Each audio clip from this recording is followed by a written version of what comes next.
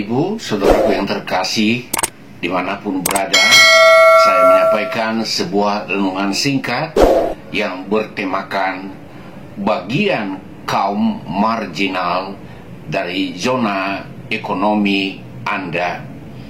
Saya membaca firman Tuhan dari kitab Imamat pasal 19 ayat 9 dan ayat yang ke-10. Demikianlah firman Tuhan. Pada waktu kamu menuai hasil tanahmu, janganlah kau sabit ladangmu habis-habis sampai ke tepinya, dan janganlah kau pungut apa yang ketinggalan dari penuaianmu. Juga sisa-sisa buah anggurmu janganlah kau petik untuk kedua kalinya, dan buah yang berjatuhan di kebun anggurmu janganlah kau pungut. Tetapi semuanya itu harus kau tinggalkan bagi orang miskin dan bagi orang asing. Akulah Tuhan Allahmu. Saudaraku yang terkasih, bagian kaum marginal dari zona ekonomi Anda. Kaum marginal yang dimaksudkan di sini adalah orang-orang atau kelompok yang kurang beruntung secara ekonomi. Ini tergolong mereka yang miskin, janda-janda miskin, anak yatim piatu, dan juga pendatang-pendatang yang mengadu nasib ke negeri orang. Dan ada beberapa hal yang tidak boleh dilakukan. Tidak boleh menyabit sampai habis, sampai ke tepi. Artinya, jikalau orang itu punya kebun gandum atau anggur, maka yang ada di pinggir jalan dan yang ada di bagian pinggir saat memetik tidak boleh sampai ke tepi. Bagian tepi itu, bagian pinggir itu harus disisakan untuk kaum marginal. Yang kedua, tidak boleh memungut jika ada yang ketinggalan dari tuaian. Saat tadi menuai, memetik, ada yang tersisa, dan tidak boleh saudara kembali ke belakang untuk memetiknya atau kembali besok, masih ada yang ketinggalan. Itu tidak boleh. Juga ketika ada sisa buah anggur, tidak boleh dipetik untuk kedua kalinya. Saat memetik yang pertama, semua yang matang-matang sudah diambil, tapi masih ada yang masih mentah sehingga tidak dipetik. Jangan saudara berpikir, mungkin yang tersisa kemarin sudah matang. Tidak boleh Anda kembali untuk memetik kedua kalinya. Itu diperuntukkan bagi kaum marginal. Juga buah yang berjatuhan di tanah itu tidak boleh dipungut. Semuanya ini itu harus ditinggalkan bagi orang-orang miskin, janda, anak yatim piatu, dan orang asing yang datang mengadu nasib.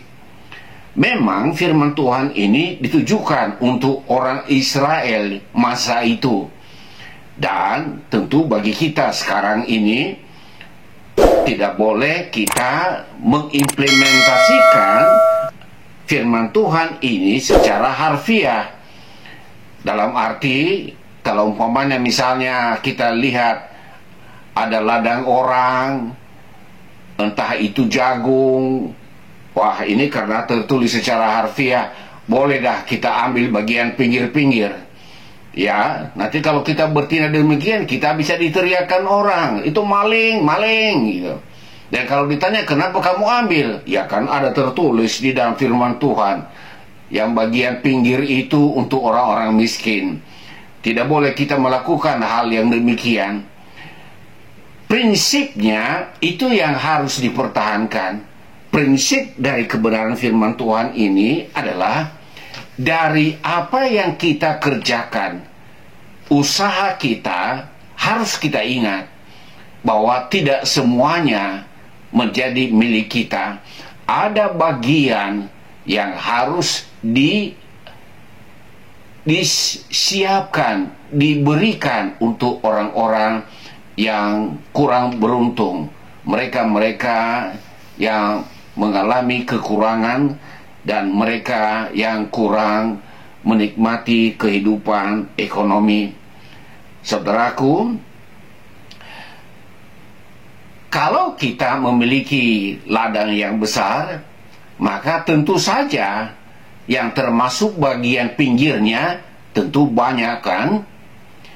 Dan kalau andai kata ladang kita tidak luas, kecil, itu tidak menjadi alasan untuk menghindarkan tanggung jawab kita. Tetap saja, entah luas entah kecil, ada bagian kaum marginal dari apa yang kita kerjakan. Dengan mendengarkan firman Tuhan ini, maka apakah yang akan saudara lakukan yang menjadi berkat dan Anda berbagi bagi orang lain sebagai hak-hak mereka sebagaimana yang ditetapkan Allah?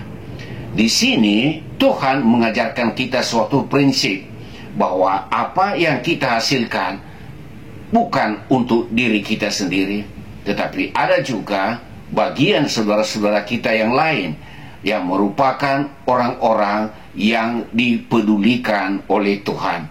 Kiranya kebenaran firman Tuhan ini memberkati saudara-saudara sehingga tidak hidup untuk diri sendiri, melainkan juga kita hidup untuk menjadi berkat bagi sesama teristimewa kaum marginal.